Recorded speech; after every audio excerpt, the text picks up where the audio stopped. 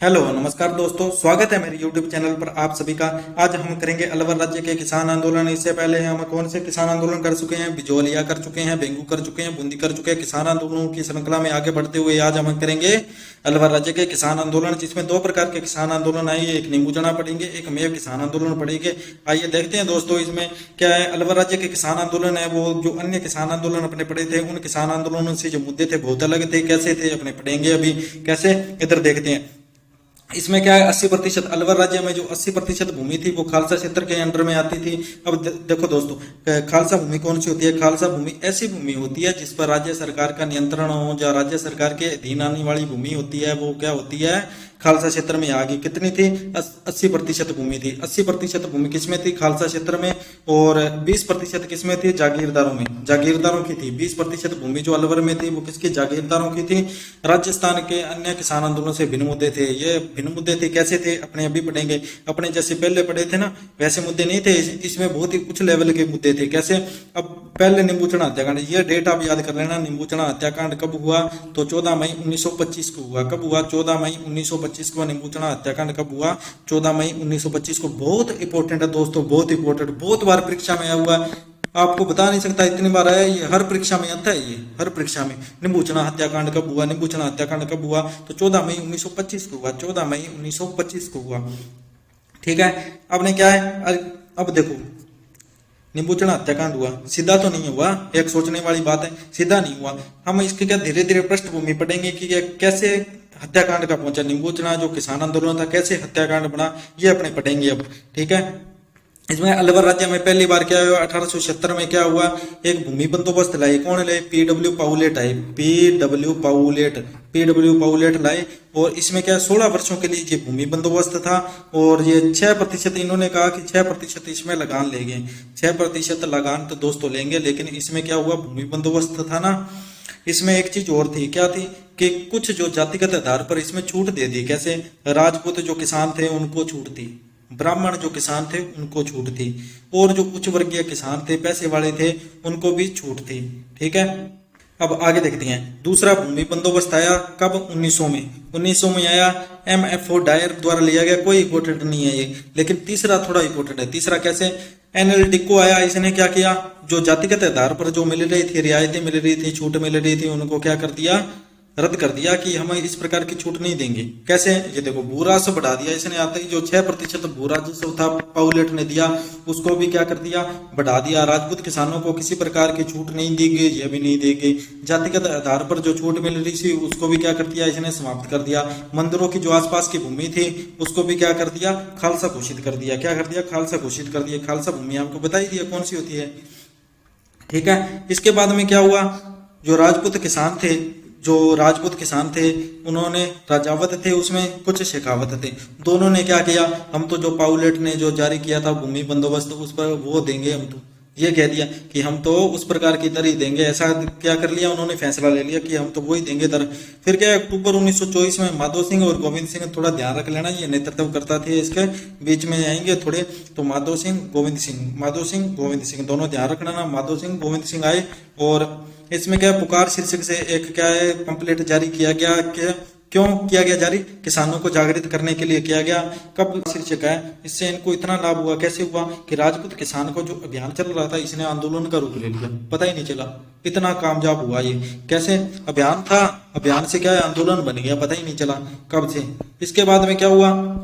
मई 1925 में किसानों ने क्या हुआ? ये फैसला ले लिया कि हम तो क्या है, फौज भेजो, पुलिस भेजो, कुछ भी भेजो, हम तो सामना करेंगे।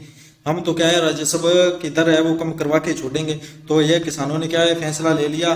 फिर क्या राज्य सरकार ने जांच के लिए एक आयोग भेजा। कौन सा आयोग? रामभद्र ओझा द्वारा भेजा गया। ये रामभद्र ओझा उसके क्या थे? अध्यक्ष थे। ऐसा आयोग भेजा, लेकिन वो आयोग सार्थक नहीं हुआ। किसानों ने उनकी मांगे नहीं मानी। इसके बाद में क्या हुआ? राज्य सरकार ने फिर छज्जू सिंह को भेज दिया कि कैसे कैसे करके ये मुद्दा सुलझा।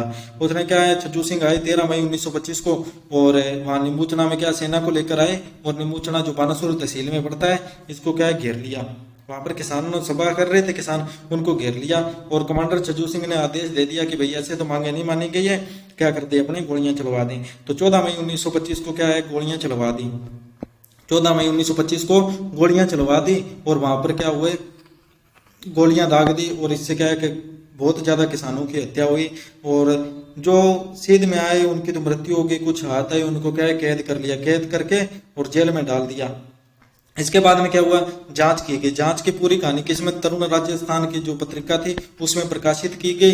लेकिन इसमें क्या है जलियांवाला, इसको क्या है इतनी ये बहुत ही बुरा हत्याकांड था ये, कैसे नींबूचना हत्याकांड की तुलना किससे, जलियांवाला बाग हत्याकांड से की। किसने की, रियासत अखबार ने। रियासत अखबार आती थी जो दिल्ली से निकलती थी, प्रकाशित होती थी, इसने कहा कि ये तो जलियांवाला बाग हत्याकांड हो गया, नींबूचना हत्याकांड नहीं है। इसके बाद में गांधी जी ने कहा ये तो क्या है जलियांवाला हत्याकांड है ना, उससे भी क्या है विभत्स है, उससे भी क्या है विभत्स है। और बाद में क्या कहा गांधी जी ने, एक और कहा ये तो दोहरी डायरशाही होगी, दोहरी डायरशाही होगी, दोहरी डायरशाही होगी। किसने कहा था, गांधी जी ने कहा था।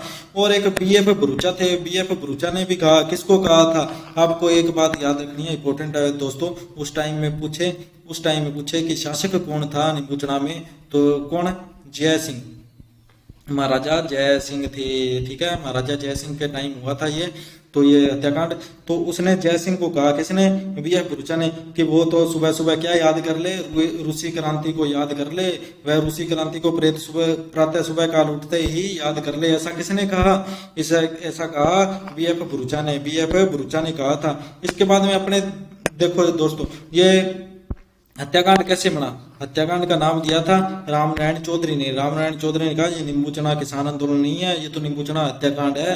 किसने कहा था, रामनारायण चौधरी ने। यह भी इंपॉर्टेंट है दोस्तों, अपने पढ़ते हैं लेकिन ये क्या अपने गांधी जी की तरफ जाएगा, कहा गांधी जी की तरफ, उसमें ऑप्शन दे दिया ना, नींबूचना जो किसान आंदोलन था उसे नींबूचना हत्याकांड किसने कहा, तो अपने किसकी तरफ जाएंगे, गांधी जी की तरफ जाएंगे 100%। लेकिन गांधी जी नहीं थे, रामनारायण चौधरी थे, रामनारायण चौधरी थे, रामनारायण चौधरी थे।